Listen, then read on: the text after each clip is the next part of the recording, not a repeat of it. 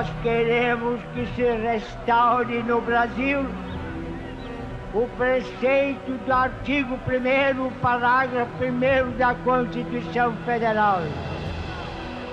Todo poder emana do povo e em seu nome deve de ser exercido. Em 1999, eu estava fazendo uma pesquisa para uma tese de mestrado. E a pesquisa era sobre o julgamento de presos políticos durante a República. Então, eu fui ao Superior Tribunal Militar em busca dos autos, lá estão arquivados. A primeira coisa que eu fiz, eu procurei imediatamente nessas pautas uma sustentação do Sobral Pinto. E em relação ao Oswaldo Pacheco, não há prova nenhuma prova colhida em juízo. Condenar alguém com base apenas nessa confissão arrancada e a prova disso, esse homem apareceu em juízo ainda cheio de equimose.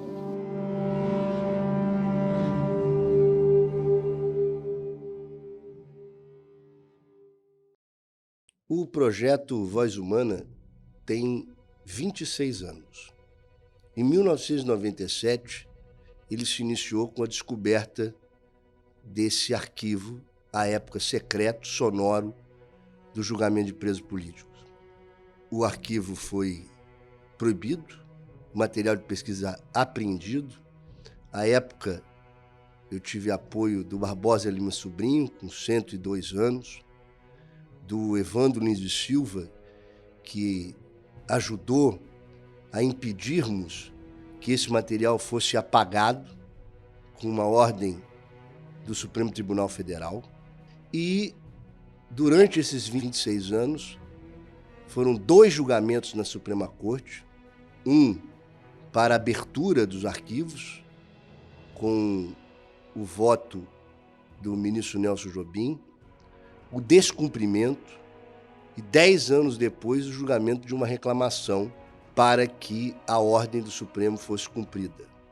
Recentemente, nós ingressamos com uma segunda reclamação no Supremo Tribunal Federal, porque ainda existem julgamentos ocultos. Foram 2 livros lançados, o primeiro, Voz Humana, com parte desses arquivos, o segundo, Poder e Saber, Campo Jurídico e Ideologia. O portal Voz Humana deveria ser um projeto sobre o passado de tortura, perseguição e desaparecimento de pessoas.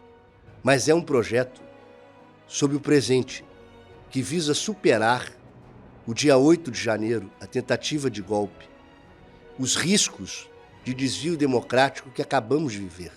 E é um projeto sobre o futuro, sobre a consolidação do nosso regime democrático. E exatamente por isso, nós resolvemos que este arquivo deveria compor um portal chamado Voz Humana e que permite o amplo acesso a todos os julgamentos de presos políticos realizados no Superior Tribunal Militar de 1975 a 1979. Este portal é organizado para pesquisadores, estudantes, cientistas e para o público em geral e jornalistas. A navegação do portal é possível, na página principal, fazer pesquisa por região do país do processo, por organização perseguida e por ano do julgamento. Na parte superior, onde há uma aba sobre, o site permite conhecer os advogados de presos políticos, os ministros do Superior Tribunal Militar, os ministros do Supremo Tribunal Federal e ainda teremos a lista dos desaparecidos políticos e processados, aos quais ainda sofremos pela falta de localização. E haverá uma página com todos os réus dos processos, aos quais já é possível identificá-lo pelas pesquisas.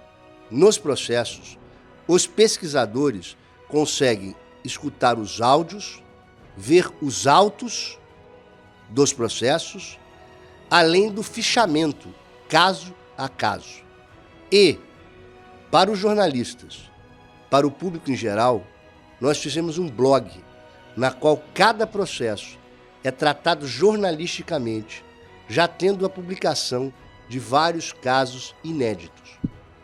Nós esperamos que essa iniciativa permita um conhecimento maior sobre o regime de ditadura de 64, para que, entendendo o sofrimento, a perseguição, a censura, as torturas, o conhecimento das torturas realizadas no regime de 64, nós possamos fortalecer o regime democrático presente e superar os riscos de desvio da nossa democracia.